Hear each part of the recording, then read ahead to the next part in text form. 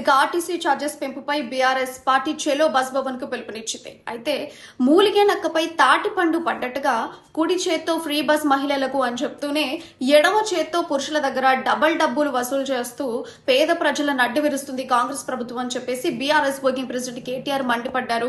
And అట్లాగే విద్యార్థులకు కూడా 25% పెంచేసి పెనుభారం మోపుతున్నారు వాళ్ళకు కూడా అని చెప్పేసి చెప్పడం జరిగింది. అండ్ మహిళలకు ఫ్రీ బస్ అనేది మేము స్వాగతిస్తున్నాము, కాకపోతే మహిళలు కూడా చాలా ఇబ్బంది పడుతున్నారు, బస్సులు పెంచండి అండ్ అలాగే ఏసీ బస్సులో కూడా ఫ్రీ సౌకర్యం కల్పించండి అని చెప్పేసి బీఆర్ఎస్ వర్కింగ్ ప్రెసిడెంట్ కోరుతున్నారు. అండ్ ఇంకో విషయం చూసుకుంటే ఫ్రీ బస్ అని రేవంత్ సర్కార్ ఆర్టీసీని పూర్తిగా నష్టాల్లోకి నెట్టిందని చెప్పేసి ఆయన చెప్పుకొచ్చారు. అయితే ఆ నష్టాన్నంతా కూడా ప్రభుత్వమే భరించాలి కానీ ప్రజలపై పెనుభారం వేయకూడదు.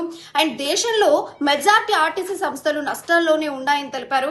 అండ్ ప్రజా రవాణా ప్రభుత్వ బాధ్యత అని చెప్పేసి ఆయన చెప్పుకొచ్చారు. మొత్తంగా చూసుకుంటే ఆర్టీసీకి నెలకు 500 కోట్ల రూపాయల గ్రాంట్ కూడా ఇవ్వాలని చెప్పేసి ఆయన డిమాండ్ చేయడం జరిగింది. అండ్ అలాగే పేద ప్రజల పక్షాన బీఆర్ఎస్ పార్టీ ఎప్పుడు అండగా ఉంటుందని చెప్పేసి ఆయన చెప్పుకొచ్చారు.